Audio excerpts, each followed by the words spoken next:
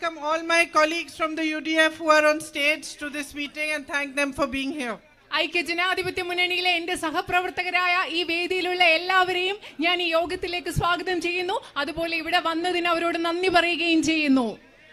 You have a very special bond with my brother Rahul. നിങ്ങൾക്ക് എന്റെ സഹോദരൻ രാഹുലിനോട് വളരെ പ്രത്യേകമായ വിശിഷ്ടമായ ഒരു ബന്ധമാണുള്ളത്. I'll tell you truthfully, he really loves you. ഞാൻ നിങ്ങളോട് സത്യസന്ധമായിട്ട് പറയട്ടെ, രാഹുൽ നിങ്ങളെ വളരെയധികം സ്നേഹിക്കുന്നുണ്ട്. Every morning he calls me and every morning he asks me, how are you? I'm fine. How are things there? I say it's fine. Aren't the people lovely? I say yes, everybody is lovely, so kind to me, so loving to me, but every morning he tells me. എല്ലാ ദിവസവും രാവിലെ എൻ്റെ സഹോദരൻ രാഹുൽ എന്നെ വിളിച്ചു ചോദിക്കും, എങ്ങനെയുണ്ട്, സുഖമായിട്ടിരിക്കുന്നു, വയനാട്ടിലെ കാര്യങ്ങൾ എങ്ങനെയുണ്ട്? അപ്പം ഞാൻ പറയും എല്ലാം നന്നായിട്ട് പോകുന്നു. അവിടുത്തെ ആളുകൾ മനോഹരരായ ആളുകളല്ലേ എന്ന് അദ്ദേഹം എന്നോട് ചോദിക്കും. ഞാൻ പറയും ശരിയാണ്, അവർ ഭയങ്കര സ്നേഹമുള്ളവരാണ്, ദയയുള്ള മനുഷ്യരാണ്, എന്നോട് ഒരുപാട് സ്നേഹമുള്ളവരാണെന്ന് പറയും. I think he's still feeling bad that he's having to leave you. എനിക്ക് തോന്നുന്നത് ഇപ്പോഴും വയനാട് പാർലമെന്റ് മണ്ഡലവും നിങ്ങളെ ഉപേക്ഷിക്കേണ്ടി വന്നതിൽ അദ്ദേഹത്തിന് വിഷമമുണ്ടെന്ന് തന്നെയാണ് എനിക്ക് ഇപ്പോഴും തോന്നുന്നത്. But my family owes you a deep debt of gratitude. എൻ്റെ കുടുംബം നിങ്ങളോട് കടപ്പാടിന്റെ വലിയൊരു കടം എൻ്റെ കുടുംബത്തിന് നിങ്ങളോടുണ്ട്. Because when my brother was facing immense difficulties, when the whole world had turned its back on him, when everybody was believing all the lies that was being spread about him by the BJP, it is you, my sisters and brothers, who stood by him, who realized that he's fighting for the truth, he's fighting for you, he's fighting for what is right. കാരണം എൻ്റെ സഹോദരന് ഏറ്റവും ബുദ്ധിമുട്ടുള്ള ഒരു അവസ്ഥയിൽ കൂടി കടന്നു പോയപ്പോൾ ബിജെപിയുടെ പ്രചരണത്തിൽ ബിജെപി അദ്ദേഹത്തെ കുറിച്ച് നടത്തിയ നുണപ്രചരണം ഒരുപാട് ആളുകൾ വിശ്വസിച്ചപ്പോൾ ലോകം മുഴുവൻ അദ്ദേഹത്തിനെതിരെ പുറംതിരിഞ്ഞു നിന്നപ്പോൾ നിങ്ങളാണ്, ഇവിടുത്തെ ജനങ്ങളാണ് അദ്ദേഹത്തിനൊപ്പം നിന്നത്. അദ്ദേഹം സത്യത്തിന് വേണ്ടി പോരാടി എന്ന് മനസ്സിലാക്കി അദ്ദേഹത്തിനൊപ്പം നിന്നത് നിങ്ങളാണ് എൻ്റെ സഹോദരി സഹോദരന്മാരെ. When so many people believed that there was no hope left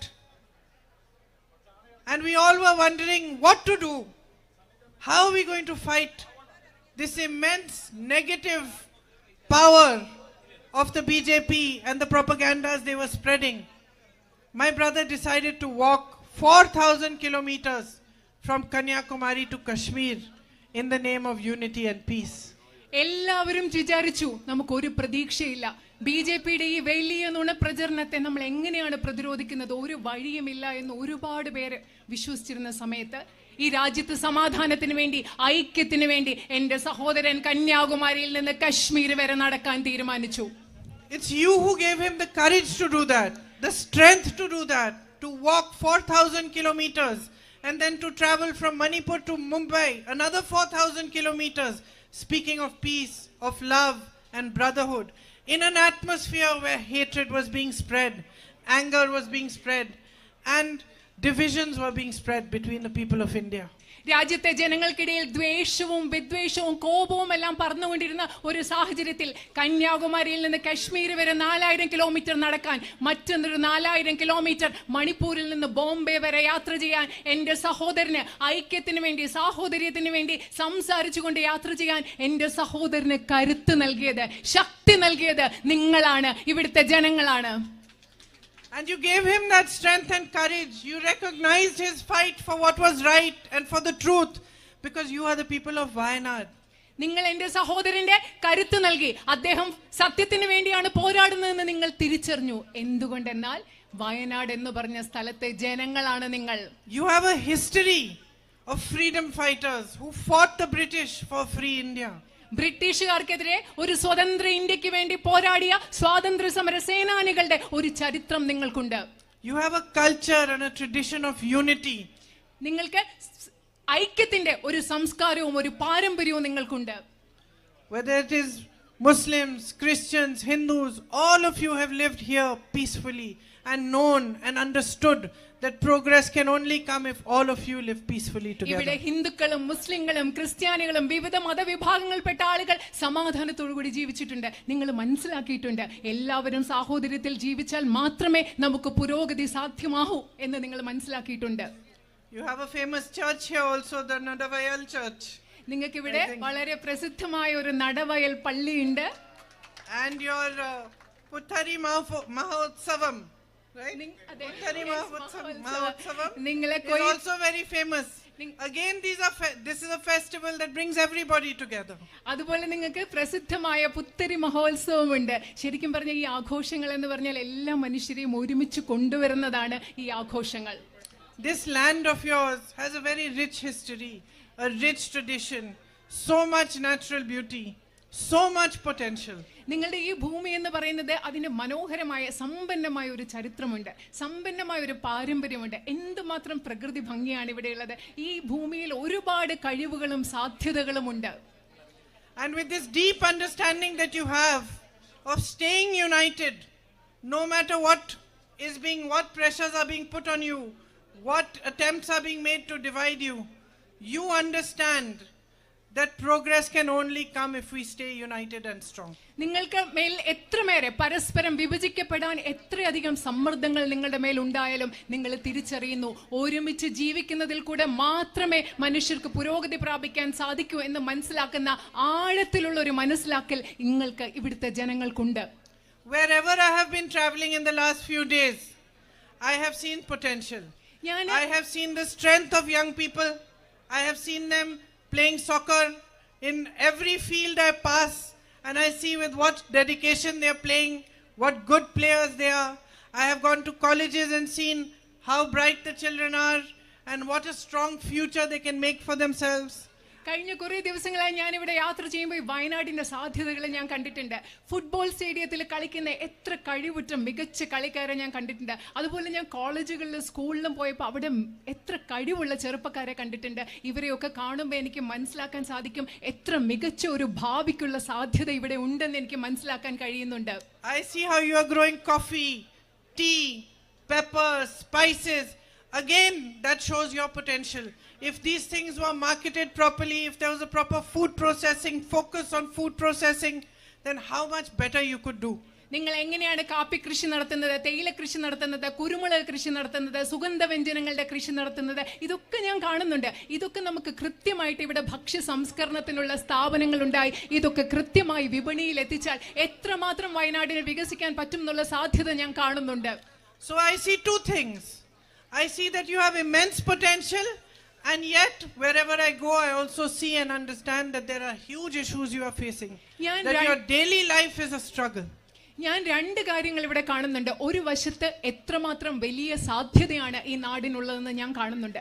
മറുവശത്ത് യാത്ര ചെയ്യുമ്പോൾ എനിക്ക് മനസ്സിലാകുന്നു നിങ്ങളുടെ നിത്യജീവിതം മുൻപോട്ട് കൊണ്ടുപോകാൻ എത്രമാത്രം ബുദ്ധിമുട്ടുകൾ നിങ്ങൾ നേരിടുന്നു, അതും ഞാൻ മനസ്സിലാക്കുന്നുണ്ട്.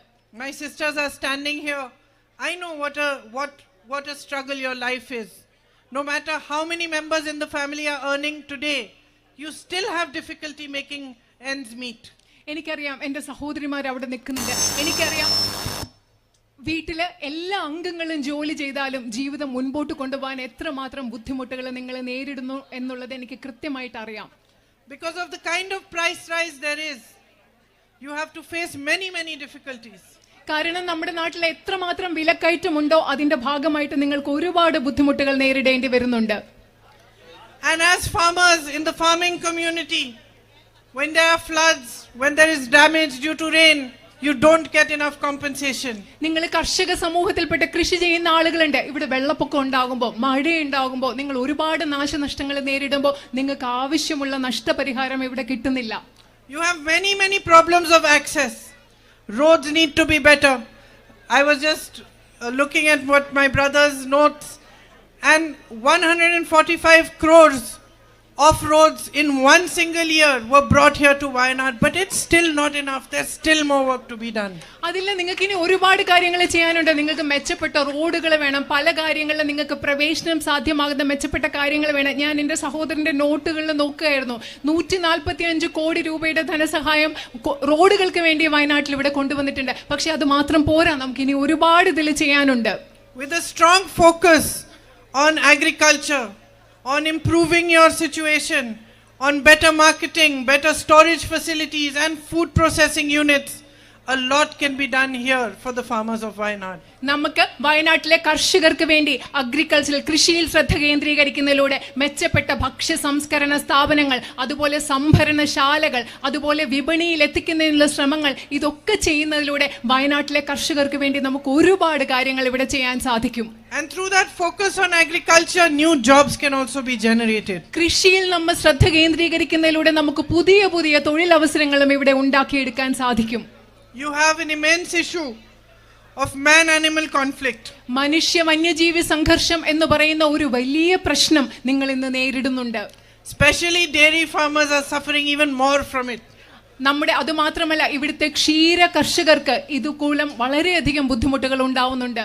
There's a loss of cattle, loss of crops, loss of life. അത് മാത്രമല്ല, കന്നുകാലികൾ നമുക്ക് നഷ്ടപ്പെടുന്നുണ്ട്, അതുപോലെ വിളകൾ നിങ്ങൾക്ക് നഷ്ടപ്പെടുന്നു, അത് മാത്രമല്ല മനുഷ്യ ജീവനും ഇവിടെ നഷ്ടപ്പെടുന്നുണ്ട്. And this is a big issue for which we have to work collectively to find a solution. ഈ ഒരു വലിയ പ്രശ്നമാണിത്. ഇത് പരിഹരിക്കുന്നതിന് വേണ്ടി നമ്മൾ എല്ലാവരും ഒരുമിച്ച് ചേർന്ന് പ്രവർത്തിക്കേണ്ടതുണ്ട്. On top of this, recently when they have declared buffer zones, many settlements have gone into those buffer zones without consultation. അത് മാത്രമല്ല, ഈയിടെ അവർ ബഫർ സോൺ പ്രഖ്യാപിച്ചപ്പോൾ മനുഷ്യ അധിവാസ കേന്ദ്രങ്ങൾ പലതും ബഫർ സോണിലേക്ക് മാറ്റി. അത് നിങ്ങളോട് ചർച്ച ചെയ്യാതെയാണ് അങ്ങനെ ചെയ്തത്. So all of a sudden those villages which are coming into the buffer zone have new rules applying to them. പെട്ടെന്ന് ഒരു ദിവസം എന്താ പറയുന്നത്, ഈ ബഫർ സോണിൽ വരുന്ന ഗ്രാമങ്ങൾക്കെല്ലാം പുതിയ പുതിയ നിയമങ്ങൾ അവയ്ക്ക് വേണ്ടി വന്നിരിക്കുകയാണ്. And new problems arise. അതിന്റെ ഭാഗമായിട്ട് എന്താ സംഭവിക്കുന്നത്, പുതിയ പ്രശ്നങ്ങളും ഉണ്ടാവുന്നു. I know that the women sanitation workers over here have been demanding insurance and job security for a long time. എനിക്കറിയാം, ഇവിടെ ശുചീകരണ മേഖലയിൽ പ്രവർത്തിക്കുന്ന സ്ത്രീകൾ കുറെ നാളുകളായിട്ട് അവർക്ക് തൊഴിൽ സുരക്ഷിതത്വത്തിനും ഇൻഷുറൻസിനും വേണ്ടിയുള്ള ആവശ്യം അവർക്കുണ്ടെന്ന് എനിക്ക് കൃത്യമായിട്ട് അറിയാം. I hope to be able to voice their demand for them and to put pressure on the governments to give them what they are asking for. അവരുടെ ആവശ്യം ഉയർത്തുന്നതിന് വേണ്ടി, അവർക്ക് ഇത് ലഭ്യമാകുന്നതിന് വേണ്ടി ഗവൺമെന്റുകളിൽ സമ്മർദ്ദം ചെലുത്താൻ കരുതും എന്ന് ഞാൻ കരുതുകയാണ്. Your welfare pensions have been delayed for over 6 months now. Pressure needs to be put on the government to release those also. നിങ്ങളുടെ അതുപോലെ ക്ഷേമ പെൻഷനുകൾ നിങ്ങൾക്ക് 6 മാസമായിട്ട് കുടിശ്ശികയുണ്ട്. അത് നിങ്ങൾക്ക് ലഭ്യമാകുന്നതിന് വേണ്ടി ഗവൺമെന്റുകളിൽ നമുക്ക് സമ്മർദ്ദം ചെലുത്തേണ്ടതുണ്ട്. The tribal people of Wayanad are its soul. വയനാടിന്റെ ആത്മാവെന്ന് പറയുന്നത് ഇവിടുത്തെ ആദിവാസി സമൂഹമാണ്. And yet day after day Narendra Modi ji's policies are eroding their rights. അത് മാത്രമല്ല, പക്ഷെ എന്താ സംഭവിക്കുന്നത്, ഓരോ ദിവസം കഴിയുന്തോറും നരേന്ദ്രമോദി ഗവൺമെന്റിന്റെ നയങ്ങൾ അവരുടെ അവകാശങ്ങൾ എടുത്തു കളഞ്ഞുകൊണ്ടിരിക്കുകയാണ്. In state after state their land is being taken from them and given to big businessmen. ഓരോ സംസ്ഥാനത്തും, ഈ രാജ്യത്തെ ഓരോ സംസ്ഥാനത്തും നമ്മുടെ ആദിവാസികളുടെ ഭൂമി എടുത്ത് ഇവിടുത്തെ അതിസമ്പന്നരായ വ്യവസായികൾക്ക് നൽകിക്കൊണ്ടിരിക്കുകയാണ്. Here itself you have a big issue where you still have not received compensation for lands. നിങ്ങൾക്കറിയാം, ഇവിടെ തന്നെ നിങ്ങൾക്ക് ഇതുവരെ നിങ്ങളിൽ നിന്ന് എടുത്തു മാറ്റിയ ഭൂമിക്ക് വേണ്ടത്ര നഷ്ടപരിഹാരം കിട്ടിയിട്ടില്ല എന്നൊരു വലിയ പ്രശ്നം ഇവിടെ തന്നെ ഇന്നുണ്ട്. Access to good health care is a problem. അതായത് ആരോഗ്യ പരിരക്ഷാ സംവിധാനങ്ങൾ ലഭ്യമല്ല എന്നൊരു വലിയ പ്രശ്നമുണ്ട്. Rahul ji put constant pressure for the medical college and some development took place, but still more pressure has to be put. Because though the government has put out the board saying medical college, it still has not started the facilities. നിങ്ങൾക്കൊരു medical കോളേജിന് വേണ്ടി കഴിയാവുന്ന സമ്മർദ്ദം രാഹുൽജി ചെലുത്തിയിട്ടുണ്ട്. അതിന്റെ ഫലമായി കുറച്ച് പുരോഗതി ഉണ്ടായിട്ടുണ്ട്. പക്ഷെ അവസാനം എന്താ സംഭവിച്ചത്, മെഡിക്കൽ കോളേജ് എന്ന് പറഞ്ഞ ഒരു ബോർഡ് അവിടെ വെച്ചിട്ടുള്ളതല്ലാതെ അവിടെ മെഡിക്കൽ കോളേജിന് ആവശ്യമായ യാതൊരു സൗകര്യങ്ങളും ഗവൺമെന്റ് നൽകിയിട്ടില്ല. When somebody falls ill in the family, you're afraid, you don't know what to do, there isn't a good facility available in the area. At the same time, to reach other facilities is a problem because of the night ban, because of so many other issues that you're facing. നിങ്ങൾക്കറിയാം, വീട്ടിലൊരാൾക്ക് അസുഖം വരുമ്പോൾ നമ്മൾ പേടിച്ചു പോകും. നമുക്ക് എന്താ ചെയ്യേണ്ടതെന്ന് അറിയില്ല, എങ്ങനെയാണ് ആശുപത്രിയിൽ എത്തിക്കേണ്ടതെന്ന് അറിയില്ല. അടുത്തുള്ള ഒരു ആശുപത്രിയിൽ എത്താൻ നിങ്ങൾക്ക് ഒരുപാട് ദൂരം സഞ്ചരിക്കേണ്ടി വരും. അതുമാത്രമല്ല, രാത്രി യാത്രാ നിരോധനം ഉള്ളതുകൊണ്ട് വേറെ പ്രശ്നങ്ങളും നിങ്ങൾക്കുണ്ട്. അത് ഞാൻ മനസ്സിലാക്കുന്നു. And these are basic needs. ഇതൊക്കെ എന്ന് പറയുന്നത് മനുഷ്യരുടെ അടിസ്ഥാന ആവശ്യങ്ങളാണ്. Basic things which are your right. ഈ അടിസ്ഥാന ആവശ്യങ്ങൾ എന്ന് പറയുന്നത് നിങ്ങളുടെ അവകാശങ്ങളാണ്. You should not be begging for a medical college. ഒരു മെഡിക്കൽ കോളേജിന് വേണ്ടി നിങ്ങൾക്ക് യാചിക്കേണ്ട അവസ്ഥ ഒരിക്കലും ഉണ്ടാവരുത്. You should not be crying for better roads to access health facilities, educational facilities. നിങ്ങൾക്ക് മെച്ചപ്പെട്ട റോഡുകൾ ഉണ്ടാകാൻ, മെച്ചപ്പെട്ട വിദ്യാഭ്യാസ സൗകര്യങ്ങൾ ഉണ്ടാകാൻ, മെച്ചപ്പെട്ട ആരോഗ്യ സംവിധാനങ്ങൾ ഉണ്ടാകാൻ വേണ്ടി നിങ്ങൾക്ക് നിലവിളിക്കേണ്ട, കരയേണ്ടി വരുന്ന ഒരു അവസ്ഥ ഒരിക്കലും ഉണ്ടാവരുത്. This is the very least that governments can do for you. നിങ്ങൾക്ക് വേണ്ടി ഗവൺമെന്റുകൾക്ക് ചെയ്യാവുന്ന ഏറ്റവും കുറഞ്ഞ കാര്യങ്ങൾ എന്ന് പറയുന്നത് ഇതൊക്കെയാണ്. Good health services, good educational services, good roads, drinking water, it's the very least. മെച്ചപ്പെട്ട വിദ്യാഭ്യാസ സൗകര്യങ്ങൾ, ആരോഗ്യ സൗകര്യങ്ങൾ, മെച്ചപ്പെട്ട റോഡുകൾ, കുടിവെള്ളം, ഇതൊക്കെ എന്ന് പറയുന്നത് നിങ്ങൾക്ക് ലഭ്യമാക്കേണ്ട കുറഞ്ഞ കാര്യങ്ങളാണ്. If you look at the level of unemployment today, all the educated young people who are standing here, who are looking for jobs with no prospect of employment. നിങ്ങളിപ്പോൾ ഇന്നത്തെ തൊഴിലില്ലായ്മ അവസ്ഥ നോക്കി. ഇവിടെ വിദ്യാസമ്പന്നരായ ധാരാളം ആൺകുട്ടികളും പെൺകുട്ടികളും ഉണ്ട്. നിങ്ങൾ ഭാവിയിലേക്ക് നോക്കുകയാണെങ്കിൽ അവർക്ക് ജോലി കിട്ടാനുള്ള ഒരു സാധ്യതയും നമ്മൾ ഇന്ന് കാണുന്നില്ല. Because there is no thinking about it. കാരണം ഇതിനെപ്പറ്റി ചിന്തിക്കേണ്ടവർ ചിന്തിക്കുന്നില്ല. There is no focus on manufacturing. ഉൽപാദന മേഖലയിൽ യാതൊരു ശ്രദ്ധയും ഇവിടെ കേന്ദ്രീകരിക്കുന്നില്ല. Focus on agriculture, like over here as I was explaining, how much it can generate jobs. കാരണം ഇവിടെ കാർഷിക മേഖലയിലും ശ്രദ്ധ കേന്ദ്രീകരിക്കുന്നില്ല. മുമ്പ് നിങ്ങളോട് ഞാൻ വിശദീകരിച്ച് തന്നതുപോലെ എത്രമാത്രം കാർഷിക മേഖലയിൽ ശ്രദ്ധ കേന്ദ്രീകരിച്ചാൽ നമുക്ക് തൊഴിലവസരങ്ങൾ സൃഷ്ടിക്കാൻ സാധിക്കും. And the public sector has also been weakened. അത് മാത്രമല്ല നമ്മുടെ രാജ്യത്തെ പൊതുമേഖലാ സ്ഥാപനങ്ങളെയും അവർ ദുർബലപ്പെടുത്തിയിരിക്കുകയാണ്. Everything that belonged to the people of India, the roads, the ports, the airports, the big public institutions, all of them are being weakened and handed over slowly to big business. നമ്മുടെ നാട്ടിലെ പൊതുജനങ്ങൾക്ക് അവകാശപ്പെട്ടത് എന്തൊക്കെയാണോ, നമ്മുടെ റോഡുകൾ, നമ്മുടെ തുറമുഖങ്ങൾ എല്ലാം എന്താ ചെയ്യുന്നത്, അതിനെയെല്ലാം ദുർബലപ്പെടുത്തി അതെല്ലാം ആർക്കാണ്, അതിസമ്പന്നരായ കുറച്ചു പേർക്ക് കൈമാറ്റം ചെയ്യുകയാണ് ഈ രാജ്യത്ത് സംഭവിച്ചുകൊണ്ടിരിക്കുന്നത്. So I am here today in the context of the by-election, and as you know I am the UDF candidate. ഞാൻ ഇന്ന് ഇവിടെ നിങ്ങളുടെ മുമ്പിൽ നിൽക്കുന്നത് ഇവിടെ ഉപതെരഞ്ഞെടുപ്പ് നടക്കുന്ന സാഹചര്യത്തിലാണ്. നിങ്ങൾക്ക് അറിയാവുന്നതുപോലെ ഞാൻ ഐക്യ ജനാധിപത്യ മുന്നണിയുടെ സ്ഥാനാർത്ഥിയായിട്ടാണ് നിങ്ങളുടെ മുമ്പിൽ നിൽക്കുന്നത്. And I urge you to think about this election at two levels. ഞാൻ നിങ്ങളോട് ഈ തെരഞ്ഞെടുപ്പിനെ പറ്റി രണ്ട് തലങ്ങളിൽ ചിന്തിക്കാൻ ഞാൻ നിങ്ങളോട് അഭ്യർത്ഥിക്കുകയാണ്. The first is, who is going to fight for your needs, put pressure on these governments to get you the better roads?